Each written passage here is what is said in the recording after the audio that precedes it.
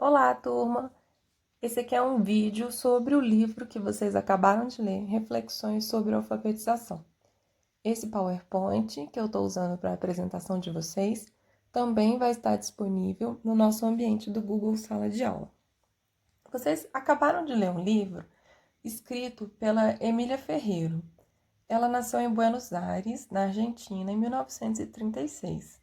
Ela é psicóloga, pedagoga e atualmente ela mora no México e ela fez o doutorado dela na Universidade de Genebra sob a orientação do Jean Piaget.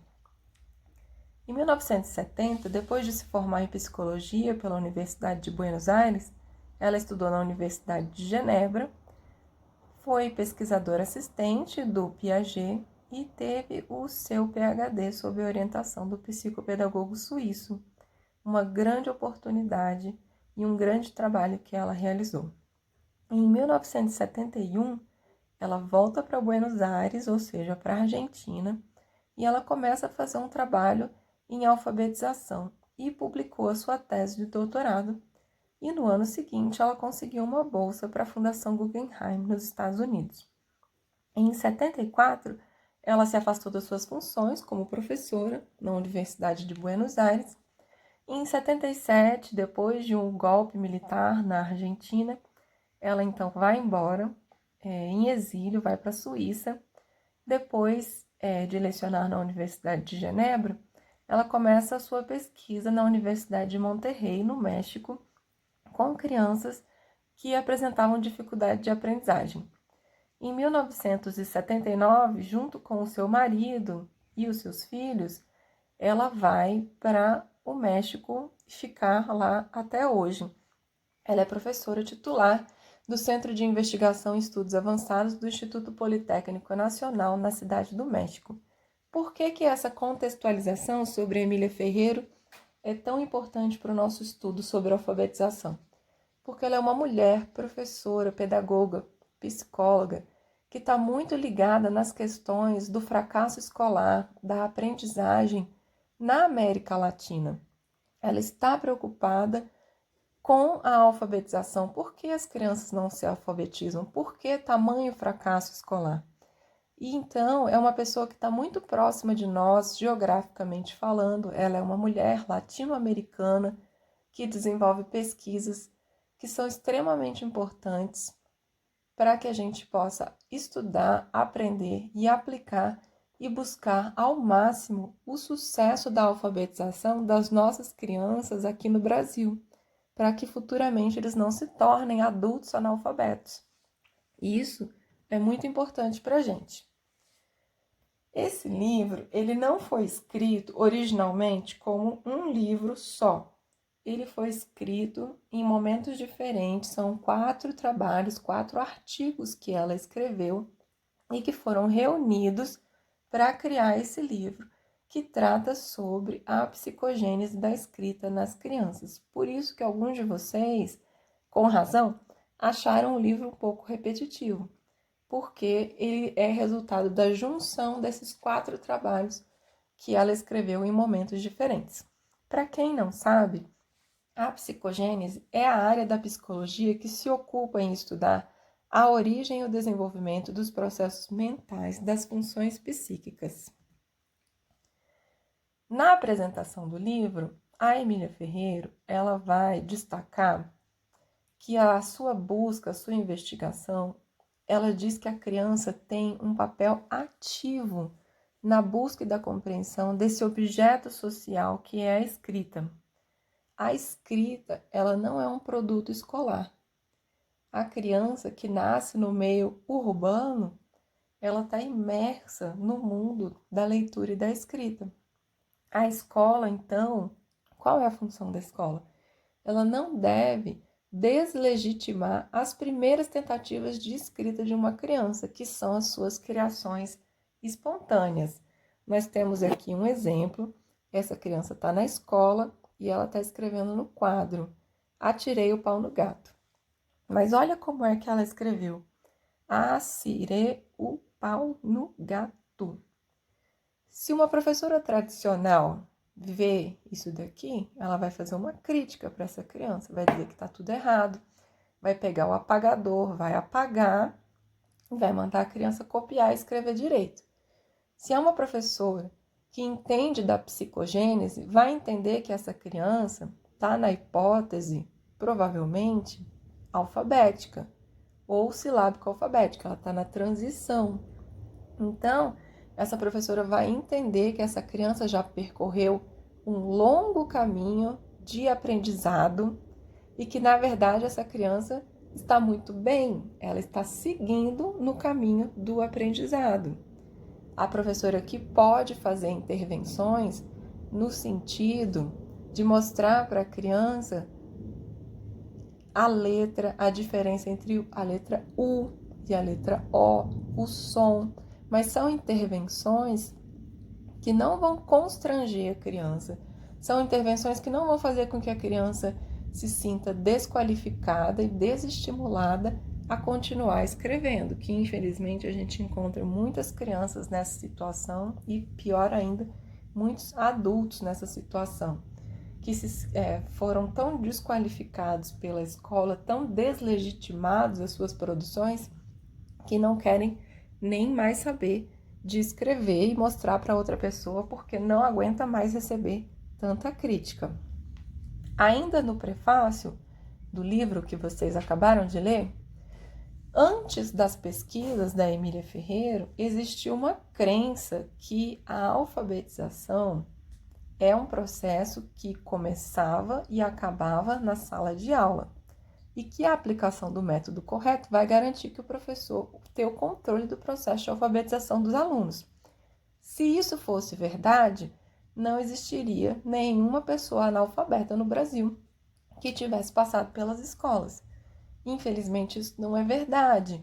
A gente sabe que tem crianças no 4º ano, no 5º ano do ensino fundamental ainda analfabetas e que tem adultos que estão terminando o ensino médio e recebendo seu diploma ainda analfabetos. Antigamente, na década de 40, 50, até os anos 60, a escola ela não era universal, ela não era para todos aqui no Brasil, nem na América Latina. A partir do momento que os países da América Latina foram se redemocratizando, foram acabando as ditaduras militares, uma das exigências do povo também, enquanto sociedade organizada, era que a escola fosse pública, gratuita e universal para todos. Enquanto a escola era para poucas crianças, poucas privilegiadas crianças, ela era considerada, entre aspas, muito boa. A partir do momento que a escola abriu as suas portas em grande quantidade para que todos pudessem ter acesso, de repente começou também o fracasso escolar. Isso não é uma coincidência. Na ausência de instrumentos para repensar a prática que já era falida, uma prática atrasada de ensino, o fracasso escolar ele passou a ser uma questão constante nas nossas escolas. E, de repente, a gente precisa achar algum culpado para isso. Ou a culpa é dos alunos, é da escola, das professoras. Tal momento promoveu uma revolução conceitual, principalmente no que se refere à alfabetização. Então, ao invés de achar culpados, nós precisamos começar a achar soluções. Tem uma charge aqui muito interessante que diz assim: a professora diz que a culpa é da minha mãe, que não me ajuda, mas a minha mãe não sabe ler. Ou seja, muitas escolas culpam as crianças por serem analfabetas porque a família não está ensinando, mas a função de ensinar o conteúdo, a educação formal é da escola. A obrigação formal de alfabetização é da escola. E essa aqui é uma situação que muitos de vocês vão vivenciar enquanto professoras e professores alfabetizadores de classes populares, que vocês vão ter alunos oriundos de famílias onde os pais, as mães, os avós são pessoas analfabetas, são pessoas de baixa escolaridade. E a gente não pode passar para a família a obrigação da educação formal. A educação formal, ela é obrigação da escola. As pesquisas da Emília Ferreiro e dos seus colaboradores romperam, então, com esse imobilismo lamuriento, ou seja, as pessoas, ao invés de agir, estavam imobilizadas, apenas reclamando e acusando uns aos outros e impulsionando esse esforço coletivo na busca de novos caminhos, de novos métodos, para que o educador possa romper esse círculo vicioso da reprodução do analfabetismo que a gente tem em toda a América Latina e não é diferente aqui no Brasil. E aqui está a nossa situação. Essa pesquisa está mostrando aqui que países com mais adultos analfabetos, ou seja, os adultos analfabetos foram crianças que um dia passaram pelas escolas e agora chegaram na idade adulta sem estar devidamente conhecendo o sistema de leitura e de escrita. Nós temos aqui o Brasil nessa situação, com 14 milhões de adultos analfabetos. Nós estamos em 8º lugar aí. E esse aqui é o mapa do analfabetismo no Brasil. Não por acaso, nós temos a região Norte e Nordeste com os maiores índices de pessoas analfabetas. O Distrito Federal está numa situação muito boa, aqui onde nós moramos, felizmente, mas vocês podem perceber que no restante do Brasil, principalmente no Norte e no Nordeste, é uma situação bastante grave, não deveria ser assim. Deveríamos estar todos aqui como o Distrito Federal e melhor ainda. Então, vamos para o que interessa aqui. O que a Emília Ferreiro, então, vai dizer para a gente que pode nos ajudar nesse processo de ensino? A Emília Ferreiro, primeiro, vai começar a falar da representação da linguagem e do processo de alfabetização. Tradicionalmente, a alfabetização ela é considerada em função da relação entre o método utilizado e o estado de maturidade ou de prontidão da criança. Eu não sei se vocês já ouviram alguma vez esse termo aqui, prontidão. Ele é muito comum. E hoje em dia não se fala mais nisso. Essa questão da prontidão, ela já foi superada. Nós temos aqui 2 polos do processo de aprendizagem. Quem ensina, professor, quem aprende, a criança. Esses 2 polos têm sido levados em consideração na hora de alfabetizar. Mas estamos esquecendo disso daqui, sem levar em consideração o terceiro elemento da relação, que é a natureza do objeto de conhecimento que está envolvido nessa aprendizagem, ou seja, a leitura e a escrita. E a Emília Ferreiro focou bastante aqui como é que a criança adquire, como é que ela entende essa questão da leitura e da escrita. A partir dessa constatação, a Emília Ferreiro afirma que esse objeto de conhecimento intervém no processo utilizando uma relação de tríade. De um lado, a gente tem o sistema de representação alfabética da linguagem com as suas características específicas. Por outro lado, nós temos as concepções de quem aprende, as crianças, e ainda temos as concepções de quem ensina, ou seja, os professores, sobre esse objeto do conhecimento.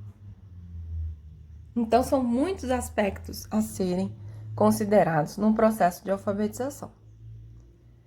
E a Emília Ferreiro, então, vai conceituar a escrita como um sistema de representação. A escrita ela pode ser considerada como representação da linguagem ou como um código de transcrição gráfica das unidades sonoras. A invenção da escrita ela foi um longo processo histórico que toda a humanidade passou para construir um sistema de representação. Nós não temos um sistema de codificação, nós temos um sistema de representação. Alguns de vocês devem conhecer esse lugar aqui, a Serra da Capivara, no Piauí, Existem diversas pinturas rupestres. Se uma pessoa quisesse dizer que ela caçou um porco e depois fez uma fogueira e assou, ela não iria escrever, ela iria fazer esses desenhos aqui para representar a ideia deles. Para passar disso daqui para isso aqui, foi um longo processo da humanidade, para a gente chegar aqui no nosso alfabeto que a gente tem hoje. Então, se a gente considerar que o sistema de representação do número e o sistema de representação da linguagem no início da escolarização, as dificuldades que as crianças enfrentam são as dificuldades conceituais semelhantes à construção desse sistema. É como se cada criança estivesse refazendo todo esse percurso aqui novamente. Quando você pede para a criança, escreve a palavra boi, e a criança ela desenha um boi, a gente pode, em primeiro lugar, a gente já sabe que ela está na fase pré-silábica 1, porque ela ainda está na fase pictórica. Aqui. Então, a gente pode afirmar que em ambos os casos a criança reinventa esse sistema. A criança, então, está passando por essas fases novamente. Tudo que a gente construiu como humanidade, a criança vai passar novamente. Para poderem se servir desses elementos como elementos de um sistema, as crianças devem compreender seu processo de construção e as suas regras de produção, o que coloca o problema epistemológico fundamental. Qual é a natureza da relação entre o real e a sua representação? Esse é todo o sistema que a criança vai passar. Nós não lembramos, nós que já estamos alfabetizados, não vamos mais nos lembrar de tudo isso que nós passamos. Mas vocês, enquanto professores e professoras alfabetizadoras, vão começar a perceber o que os seus alunos estão passando no processo de alfabetização. Então, a gente entra na questão do signo linguístico, que é essa união indissolúvel, ou seja, inseparável de um significante e um significado. Qual é o signo? Mesa. Está escrito aqui. Desculpa, pessoal. Palavra mesa, com as letras, 4 letras, M-E-S-A. Quando eu digo mesa, cada um de vocês vai imaginar a sua própria mesa. Tem gente que vai imaginar a mesa de casa, a mesa da escola. O significante, ele é o mesmo na nossa língua portuguesa, M-E-S-A. E o significado é isso aqui, um objeto que a gente usa, por exemplo, dentro da nossa casa, para colocar o nosso prato e fazer refeições, ou na escola a gente pode estudar, pode ter mesa na biblioteca, enfim, é o significado dessa junção aqui de letras, que é a mesa. As escritas do tipo alfabético e mesmo as silábicas poderiam ser caracterizadas como sistemas de representação, cujo intuito é representar as diferenças entre os significantes. As crianças, então, que estão na fase alfabética e silábica, elas já estão aqui, ó. E as crianças pré-silábicas, elas ainda estão aqui.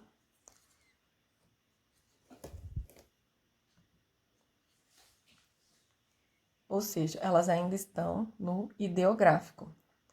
Significantes são os sons fonéticos e sonoros. Por exemplo, a palavra carro, C-A-R-R-O, é a representação desses fonemas, carro. O significado faz referência ao conceito, ao conteúdo. Por exemplo, o que é um carro? É um meio de transporte. Se nós concebermos a escrita como um código de transcrição do sonoro para o gráfico, privilegiando somente o significante, ou seja, a grafia, vamos voltar lá para o significante. Aqui. Se a gente entende que o nosso sistema de escrito, ele é só uma transcrição do som para a grafia, então a gente está tirando o mais importante de tudo, que é o significado, e a gente está privilegiando somente a técnica e a mecanização, ou seja, cópia, muita cópia. E nós temos aqui um exemplo. B com A, ba, B com E, bé, B com I, bi. E assim você vai. Babebi, bobu. E a professora tradicional enche o quadro com essas palavras e a criança vai passar a manhã inteira, a tarde inteira, copiando, e o caderno dela vai estar cheio de babebi bobu, tatati totu, lalali lolu, mas a criança não está entendendo o que é babebi bobu, ela está fazendo porque mandaram ela fazer. Vai chegar no final do ano muitas das crianças completamente analfabetas, mas elas copiaram e não aprenderam. Então qual é o problema? Não tem o significado. Se a gente entende, então, que aprender a escrever é aprender também a construir um sistema de representação, em que a grafia, ou seja, a escrita das palavras e o seu significado, eles estão juntos, eles estão associados. A pessoa precisa se apropriar daquele novo objeto de conhecimento. A gente precisa fazer uma aprendizagem conceitual com essas crianças. Mas como que nós vamos fazer isso? Esse é o nosso próximo passo. Primeiro, a gente precisa entender quais são as hipóteses de leitura e de escrita que essas crianças passam, para que a gente possa fazer as intervenções corretas em cada uma dessas hipóteses. Então, quais são as concepções que elas têm a respeito do sistema de escrita? A Emília Ferreiro começou a analisar as produções espontâneas das crianças, aquelas produções que elas fazem. Se a criança tem acesso a lápis, papel, caneta na sua casa ou na escola, elas vão fazer produções espontaneamente. Se elas observam adultos escrevendo, elas também vão querer copiar. Então, a Emília Ferreiro, analisando dezenas, centenas de crianças, começou a perceber que elas tinham um padrão, que essas crianças tinham hipóteses, ideias e teorias sobre a escrita. E elas iam apresentando uma evolução psicogenética nessa escrita delas. Olha aqui essa criança que se chama Adriele. Ah, professora, por que o nome dela ela escreveu assim, com letra cursiva, e depois ela escreveu com letra de forma? Bom, provavelmente o nome ela decorou a escrita, mas aqui ela escreveu do jeito que ela realmente sabe. A Adriele disse que aqui está escrito mariposa. Ela escreveu mariposa. Vocês sabem qual é a hipótese dessa criança? Muito provavelmente ela está na hipótese silábica. Vamos seguir aqui. Essas aqui são as primeiras escritas que as crianças fazem, do ponto de vista gráfico. Alguém aqui já viu? A criança pega uma caneta e começa a fazer um monte de risquinho assim, parecendo umas minhoquinhas, e ela diz que está escrevendo. Se ela estiver numa escola tradicional, a professora vai dizer para ela que ela não está escrevendo nada, que ela só está fazendo risco. Mas se ela estiver numa escola construtivista, uma professora que entende de psicogênese, a professora vai olhar e vai falar para ela: que ótimo, você já está escrevendo, conta para mim. O que está escrito aí? A professora já vai começar a entender que isso que a criança produziu aqui é uma escrita da fase pré-silábica. Mais um aqui, um caderno, e a criança, aqui ela está imitando uma escrita em letra cursiva. Ela deve estar contando um monte de história, um monte de coisa. Às vezes a criança escreve tudo isso daqui, você pergunta para ela o que está escrito, e ela diz cachorro. Ou às vezes a criança, você pergunta o que está escrito, e ela conta uma história sem fim para você. Tudo vai depender da criança. Então, para que as crianças possam executar suas ideias, os seus escritos, em primeiro lugar, ela precisa fazer uma separação, porque no começo a criança pensa que desenhar e escrever é a mesma coisa. É o primeiro passo para que ela possa aprender a ler e escrever, é separar que desenho, ou seja, representação figurativa, é uma coisa e escrever é outra coisa diferente. A criança vai começar a fazer diferenciações. Ela vai, por exemplo, se ela só sabe escrever 3 letras, ela vai misturar essas 3 letras para poder fazer a variação de caracteres, para poder escrever várias palavras diferentes só com aquelas 3 letras. E por fim, a criança vai perceber que existe uma relação entre o som e o que se escreve, ou seja, uma relação fonema-grafema. Isso só vai começar a partir do período silábico e vai culminar no período alfabético. A Emília Ferreira analisou a evolução da escrita infantil e ela reconhece, então, 4 períodos que ela vai denominar como período pré-silábico, período silábico alfabético e período alfabético. No período pré-silábico, as crianças, elas escrevem sem qualquer correspondência entre o som e a palavra. Elas simplesmente estão escrevendo. E elas escrevem coisas diferentes, mesmo que a identidade objetiva das escritas e não tenha nada a ver com o objeto referente. Na verdade, ela referencia a escrita com o objeto. Por exemplo, se você pede para a criança escrever boi, ela vai colocar 10 letras, 11 letras, 12 letras. Se você pede para ela escrever formiguinha, que é um bichinho bem pequenininho, ela vai colocar umas 2 letras, 3 letras, porque ela é pequenininha. Isso que se chama realismo nominal. E isso só vai acontecer no período pré-silábico. Então, o boi, que é um bichão grandão, a criança ainda está muito focada ali no concreto, ela vai colocar muitas letras. A formiguinha, que é uma palavra enorme, cheia de letras, ela vai colocar 2, 3 letras, porque é um bichinho pequenininho. Olha aqui uma escrita dessa criança. Ela escreveu jogo na televisão com o sofá. Então, ela foi colocando todas as letras que ela conhece, que ela aprendeu, ou em casa, ou na escola, e ela disse que é o jogo na televisão com o sofá. Quando a criança passa para o período, para a próxima hipótese, que é a hipótese silábica, é a grande revolução na vida dessa criança. É quando ela começa a perceber que o som, a escrita tem uma vinculação com o som da palavra. Então ela acha que para cada letra, para cada sílaba, ela tem que escrever uma letra. E não necessariamente nesse período silábico ela vai começar a adquirir o valor sonoro. Por exemplo, a letra B, ela faz esse som aqui, B. Se você pede para a criança, escreve bola, aí você diz para ela, bola começa com essa letra que faz esse som aqui, B, B. Para muitas crianças, no período silábico, isso não vai fazer sentido, porque ela ainda não entendeu que para cada letra tem um som diferente. Olha aqui como é que uma criança silábica escreve, como que ela pensa?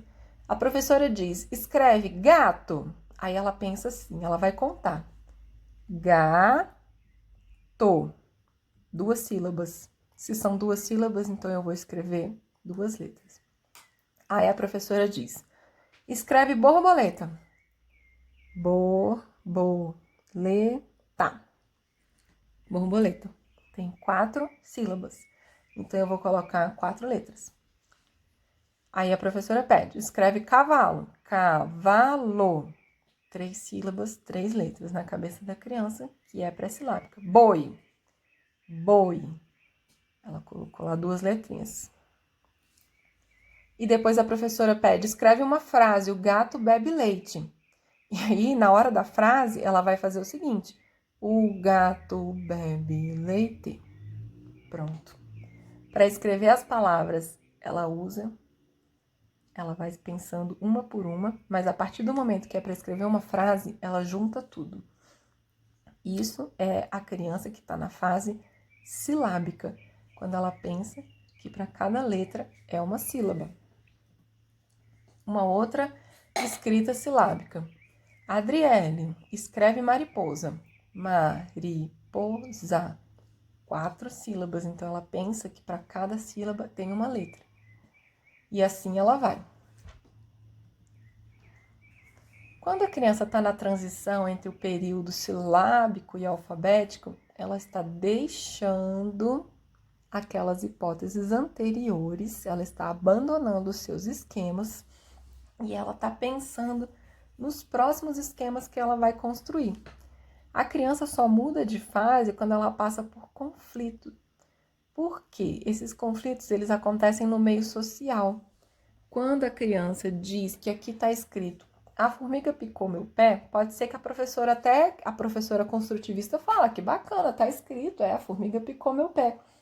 Mas aí 5 minutos depois ela pede para a professora ler e a professora não sabe o que está escrito. E a criança começa a ficar indignada. Como que a professora não sabe o que está escrito aqui? Como que as outras pessoas não conseguem ler o que está escrito aqui? E ela começa a ter essa coragem de se comprometer para um novo processo de construção. Nós temos aqui o Pedro, que escreveu gato, pato, vaca, ou seja, ele ainda mistura uma escrita silábica com uma escrita alfabética, macaco e foca. A escrita alfabética, a criança tem uma relação muito forte entre a letra e o som. E ela descobre que cada sílaba, para ela, tem sempre 2 letras, diferente do que ela pensava antes aqui. Por exemplo, gato. Ela já começa a entender que ao invés de ter que contar a sílaba para escrever, diferente do silábico, ela já passa para a próxima hipótese dela, de que cada sílaba, então, vai ter sempre 2 letras. Para o aluno alfabético, ele vai achar isso. E a relação letra-som é muito forte. Girafa. Olha como ele escreveu hipopótamo. A criança alfabética, ela não tem consciência da gramática. Ela não sabe que hipopótamo se escreve com a letra H. Ela vai simplesmente guiada pelo som. Hipopótamo, para ela, começa com I. E ela escreveu pato, porque é uma sílaba simples. E ela escreveu ri, quando na verdade era rã. Mais um exemplo de escrita alfabética. Futebol, vovô, caminhão. Olha que interessante, gente. Jacaré com a letra G, porque faz esse som de G. Então, para ela, G de jacaré. Televisão, ela escreveu elevisão. Mais uma questão aqui. A letra S entre 2 vogais tem som de letra Z. Mas a criança alfabética, ela não conhece gramática. Ela vai simplesmente guiada pelo som. Que é exatamente isso daqui. No período alfabético, a criança está mais interessada no valor sonoro convencional. Se televisão aqui tem som de Z, ela está interessada no som. Ela não está interessada e ela não conhece a gramática. E ela sempre pensa que a sílaba vai ter 2 letras. Se você pede para uma criança, você vai ao zoológico, leva a sua turma para o zoológico e vocês estão lá em frente à jaula do tigre e vocês pedem, crianças, vamos escrever o nome desse animal. Tigre. E aí, o seu aluno alfabético provavelmente vai escrever tigê, não vai fazer o gre. Pelo lado qualitativo, a criança, então, tem problemas ortográficos, como a gente viu aqui no hipopótamo, porque para essa criança a identidade do som não garante a identidade da letra, e nem a identidade da letra vai garantir a identidade do som, como é o caso de televisão, que aquele S vai ter o som de Z naquele caso. Essa aqui é uma redação escrita por uma criança alfabética. Infelizmente, no nosso Brasil, uma pessoa assim pode ser considerada alfabetizada, mas essa pessoa ainda não está alfabetizada, ela está na fase alfabética. Vamos ler, então, essa redação maravilhosa.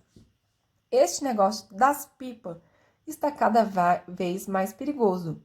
Eu queria que parasse de vender cerol, porque está cada vez matando pessoas. Por favor, não solte pipa. Confia na sua mamãe quando ela falar para não soltar pipa. Não solte. Antes eu soltava pipa. E Meu pai falou, não solte pipa, e eu parei. Hoje sou um garoto feliz. Parabéns para você por não usar cerol e porque você já está na fase alfabética. Falta um pequeno passo para você se tornar uma criança alfabetizada. Por fim, nós temos aqui a última questão que foi colocada no livro. Deve-se ou não ensinar uma criança a ler e a escrever na pré-escola? E a Emília Ferreira já diz que esse é um problema muito mal colocado. Daqui a pouco, gente, vocês vão cursar no nosso curso de pedagogia o componente de educação infantil. E vocês vão ver o currículo da educação infantil, especificamente aqui em Brasília, e também da BNCC, é um currículo maravilhoso. Existe uma quantidade enorme de conhecimentos e principalmente habilidades que as crianças da educação infantil precisam aprender antes de entrarem no ensino fundamental. Não existe razão para a gente ter pressa de alfabetizar uma criança de 4 e 5 anos. Em primeiro lugar, uma criança de 4 e 5 anos, ela já está imersa no mundo da leitura e da escrita, principalmente as crianças que vivem no meio urbano. Algumas crianças têm livro em casa, têm jornal, têm tablet, têm celular, têm uma família que é escolarizada e que tem condições de oferecer para essa criança situações de leitura e de escrita, de assistir desenhos animados, de ir ao supermercado, fazer lista de compras, de mostrar para essa criança os rótulos. Vocês lembram do trabalho que a gente fez com rótulos? Esse é o início da alfabetização. Então, a função da educação infantil não é forçar uma alfabetização dessas crianças. Muitas escolas, entre aspas, querem mostrar serviço porque recebem críticas. Os pais dizem, mas essa criança só vai brincar? Ela passa o dia inteiro brincando? Sim, brincar é muito sério. A função da educação infantil, da pré-escola, então, não é alfabetizar. A função é, na verdade, fazer o letramento, que nós já estudamos com a Magda Soares. Então, essa polêmica sobre qual é a idade ótima para ter acesso à língua escrita, isso ocupou muita discussão, na verdade até hoje. Só que esse problema, ele tem um pressuposto equivocado. Está dizendo que os adultos é que decidem quando essa aprendizagem deverá ou não ser iniciada. A criança, ela não precisa de autorização da escola para aprender. A criança, ela está aprendendo o tempo todo, desde que ela nasce, desde que ela é um bebezinho, deitado no berço, olhando o móvel, observando a família, as pessoas, conversando. A criança está aprendendo o tempo todo, independente da escola. Qual é a função da escola, então? A função da escola é permitir que essas crianças, principalmente as crianças das classes populares, que não tiveram a convivência com a escrita, que elas tenham as informações básicas sobre a escrita, em situações de uso social, e não meramente escolar. Por exemplo, a gente fazer uma lista de compras para ir ao mercado, que foi uma das atividades que a gente fez na sala de aula com um alfabeto de rótulos. Aquilo poderia ser uma lista. Por exemplo, vocês, futuras professoras da educação infantil, podem fazer uma receita dentro da sala com as crianças. Então, isso, a receita, você ler a receita junto com a criança, é o uso social da leitura e da escrita. Olha esse bebê aqui na creche. É muito importante que na escola a prateleira do livro esteja ao alcance da mão da criança. Isso aqui já é o início do processo de alfabetização. Então, professoras e professores, é necessário imaginação pedagógica para dar às crianças as oportunidades ricas e variadas de interagir com a leitura e com a escrita. As professoras precisam ter formação psicológica para compreender as respostas e as perguntas das crianças, que é o que nós estamos estudando aqui, a psicogênese da língua escrita. Entender que a aprendizagem da língua escrita é muito mais do que um código de transcrição, ou seja, não é meramente cópia, e sim a construção de um sistema de representação. Essa que é uma situação que vocês deveriam fazer todos os dias ou quase todos os dias, tanto com os seus alunos da educação infantil quanto do ensino fundamental. contar histórias. As crianças já vão começar a perceber que a professora não está lendo no desenho, que a professora está lendo nas letras. Isso já é aprendizado. Percebam que as crianças têm livros nas mãos. É importante deixar que as crianças manuseiem os livros, deixar que as crianças façam o reconto, que elas contem a história do jeito delas. E aos poucos, a criança que muitas vezes chega na escola na fase pré-silábica, ou seja, ela não sabe a diferença entre desenho e escrita, entre o icônico e o não icônico. Então, por meio da contação de histórias, por meio do livre acesso aos livros, a criança já vai fazer esse primeiro salto do pré-silábico para o silábico, sem forçar a criança, de maneira lúdica. Uma outra atividade muito boa que vocês podem fazer com as crianças, quebra-cabeça, com o nome, como nós já conversamos. A primeira coisa que vocês vão trabalhar com seus alunos, o nome próprio. Uma música que a professora canta com a criança, a professora pode escrever e ler junto com a turma, mesmo que as crianças não saibam ler, não tem problema. Elas já vão começar a perceber que o que a gente fala pode estar escrito. As crianças não estão obrigadas a chegar à escola já alfabetizadas. É a escola que tem a responsabilidade social de alfabetizar. Cada criança na sala de aula vai estar numa fase diferente de leitura e de escrita. E é preciso saber trabalhar com turmas heterogêneas, que é isso que nós vamos começar a estudar na didática. São os nossos próximos passos. Eu espero que vocês tenham gostado. Qualquer dúvida, gente, podem entrar em contato comigo. Um abraço para vocês.